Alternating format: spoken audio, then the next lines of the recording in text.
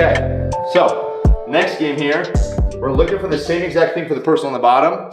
For the person on the top, if I can pin a wrist to him or to the mat, and then if I can some way or another cover his hips, whether that's like this little hip cinch here, like a complete half guard, stuff like this. Okay, but I would like for us to do this while remaining having a wrist pin.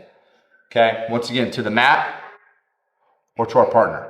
So we're not only just thinking about pinning it, we're also looking to start to maneuver ourselves to start to gain control of the hips. Cool. Same thing for the person on the bottom. Try to get their hands touch the mat or their hips.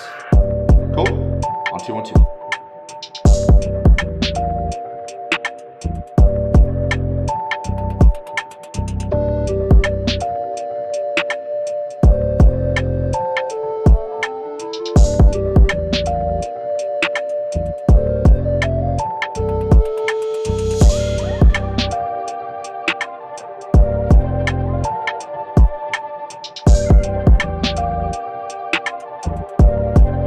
Cool, so obviously we continue to still understand the importance of hand fighting, pinning wrists, and then eventually getting control of the hips. The whole reason why we're doing this is because I think people will often kind of jump the gun before like hand fighting, getting control of the hips, and they'll try to get like chest to chest, and they'll just get framed out or personal shrimp, and it's just not as efficient. We have to kind of work our way in steps to pursue his chest, right, with our chest, or at least get his shoulders pinned. However you can do it. I hope it would be at the beginning with like a wrist pin and covering the hips, but we're trying to get chest to chest. If we can get somewhere like this, as well as covering the hips. Cool, we don't have to necessarily pass per se.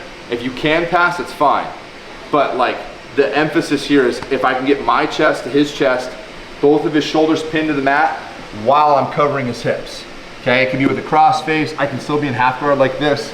We can be in 3/4, we can be mounted, whatever. I have to cover his hips and remain with the chest to chest connection and keeping his shoulders pinned to the mat.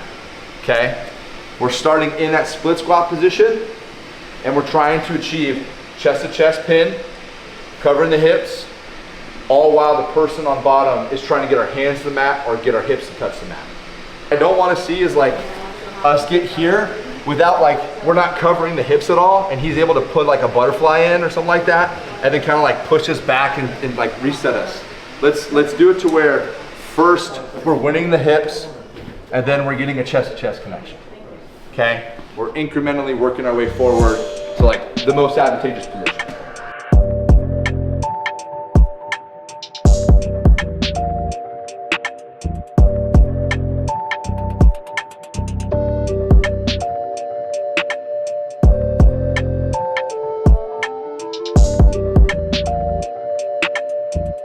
Here. Now, I have his bottom side arm, okay?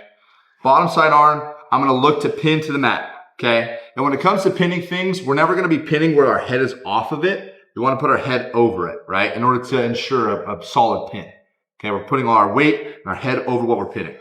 So, what I've been feeling a lot with, and I think this has been working so well, is because guys have been very reactionary with how well this is pinned, and they use this other hand to start freeing this hand. What I've been doing with this hand is grabbing his tricep and pushing it down like this, okay? Notice how I'm keeping him on the side of his shoulders, right? He's not back flat. This is gonna get him kind of on his shoulders, and then I've been reaching for this over back and pulling him in like this, okay? From here, we can probably get back to the hips, look to cross face, square him back up. So once again, bottom wrist pin. He overcompensates. I'm grabbing his tricep and I'm pushing him to the side like this. Immediately, I'm either going over back or I'm going over back like this, pulling him in, going to his hips. Okay, like I said, we can start to switch off here and kind of circle our way around with this, this tight waist and then also this cross face. But this all needs to happen by bringing him to me first. Boom. I'm really bringing him, retracting my elbow into my own hip here, like this, okay?